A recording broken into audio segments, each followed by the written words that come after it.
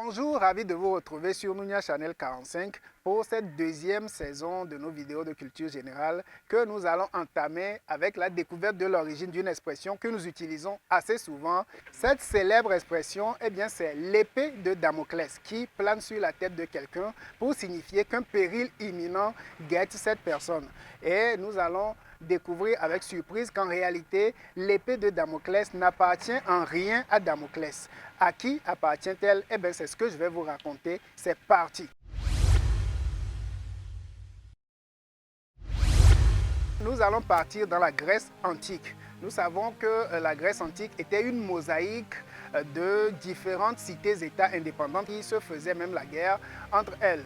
Et donc nous allons venir un peu plus au sud de la péninsule italienne sur l'île de Sicile.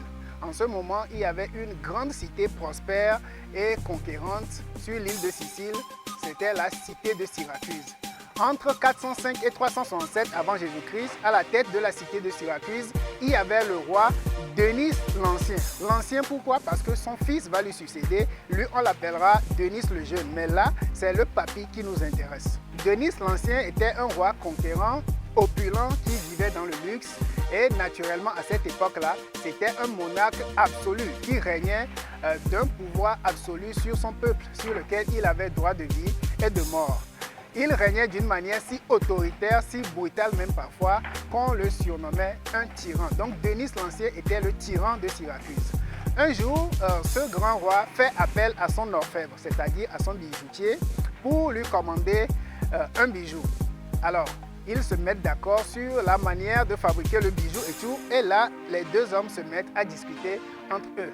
Là, le bijoutier, à la grande surprise de Denis, va lui dire « Mais votre majesté, est-ce que vous savez que je vous envie? Je suis jaloux de votre opulence, de votre richesse. À votre table, on sert les meilleurs repas, les meilleures viandes, il y a les meilleurs vins du monde. Vous êtes un homme riche, aimé et respecté. Tout votre peuple vient s'agenouiller et met le front au sol devant vous. » Denis l'Ancien est tout à fait surpris d'un tel discours et il regarde son bijoutier avec des yeux ronds. Mais celui-ci, il continue seulement son discours. Il dit au roi, mais vous voyez, vous avez une garde de plusieurs hommes qui sont prêts à sacrifier leur vie pour vous protéger. Sur un claquement de doigts, vous avez des dizaines de serviteurs qui sont là pour vous faire plaisir.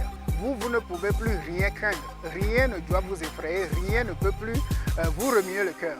Là, Denis le regarde et lui dit, mais mon cher ami le bijoutier, ce n'est pas forcément vrai ce que tu dis. Ce n'est pas si facile d'être roi. D'ailleurs, c'est le job le plus difficile du monde. Par exemple, si vous êtes roi, vous pouvez craindre à tout moment d'être tué ou renversé et envoyé en exil. Ces gens-là dont tu parles, qui viennent ici avec leur sourire, qui font leurs courbettes comme s'ils m'aimaient, je dois te dire, mon cher bijoutier, qu'en réalité, ces gens-là, ils ne m'aiment pas forcément. Ils me craignent, ils savent que sur un claquement de doigts, je peux leur faire couper la tête. Et donc, c'est pour ça qu'ils viennent faire leur courbettes ici. À la première occasion, ils pourront me tuer. Donc, tu vois bien, monsieur le bijoutier, que quand on est roi, on est entouré par le danger. Malgré ma garde de plusieurs soldats, moi aussi, je peux trembler pour ma vie. Mais là, l'orfèvre ne veut rien comprendre. Il dit non. Le roi, tu es juste modeste. Tu veux me faire croire que tu ne vis pas dans un monde idéal. Moi, je suis sûr que si j'étais à ta place, je ne craindrais rien. Je serais l'homme le plus heureux au monde. Là, Denis l'Ancien, de plus en plus surpris par ce discours de son orfèvre, a une idée géniale. Un bon politicien malin, rusé, surtout fourbe qu'il était, il fait une proposition étonnante à son bijoutier. Il lui propose de devenir roi de Syracuse pendant une journée à sa place. Il va profiter de tous les fastes du pouvoir, boire les meilleurs vins, les viandes les plus tendres, donner tous les ordres qu'il voudra. Les gens lui obéiront comme à lui, Denis lui-même. Le bijoutier, naturellement, il croit d'abord que c'est une blague, mais il se rend très vite compte que Denis était le plus sérieux du monde. Et là, lui qui n'avait jamais rêvé, même dans ses rêves les plus osés, qu'il serait roi de Syracuse, ne serait-ce que pour une journée, naturellement, il s'empresse d'accepter cette surprenante proposition. Alors, le jour choisi arrive, et là, un repas est organisé. Denis lui-même, il est habillé très sobrement et il s'assoit parmi les invités à la table du roi bijoutier. Le roi bijoutier arrive lui-même très bien vêtu, clinquant, brillant et il s'assoit au haut de la table sur la chaise habituellement réservée à Denis l'Ancien. cette chaise qui est dorée et incrustée de pierres précieuses. Il est assis, il sent très bon, il est bien coiffé, bien peigné et il attend que le repas soit servi à lui et à ses invités. Et donc on se met à servir le repas et à cette minute précise, voilà un des serviteurs, un des gardes du palais qui sort d'une salle avec une longue et lourde épée. Il monte sur une chaise et se met à attacher l'épée au plafond de la salle à manger. Mais là, il y a deux problèmes. Les deux problèmes, c'est quoi? C'est que la pointe de l'épée qu'on attachait au plafond est tournée vers le bas. Est tournée vers le bas juste au-dessus de la tête de notre bijoutier devenu roi pour une journée. Et ça, ce n'est même pas le plus grave. Oui, l'épée peut lui tomber sur la tête et lui fracasser le crâne. Ok, il n'y a pas de souci. Mais là, c'est que la corde avec laquelle on attachait l'épée, ça c'est encore plus grave. On attachait cette lourde épée avec un simple crin de cheval. Le crin de cheval, c'est quoi? C'est l'un de ces longs poils qui poussent sur le cou du cheval. Une touffe de crin, c'est ça qui forme une crinière. Donc les chevaux ont des crinières, les lions aussi ont des crinières. Donc c'est un poil de cette touffe-là qu'on appelle un crin. Et donc c'est avec cette corde très fragile là qu'on attache cette lourde et longue épée au plafond juste au-dessus de la tête de notre bijoutier devenu roi pour une journée, avec la pointe dirigée droit sur son crâne. Notre ami qui est à table, bien servi avec les meilleurs repas du monde, les meilleurs vins du monde, il s'aperçoit de la chose et là, il se met à trembler de tout son corps, de tous ses membres.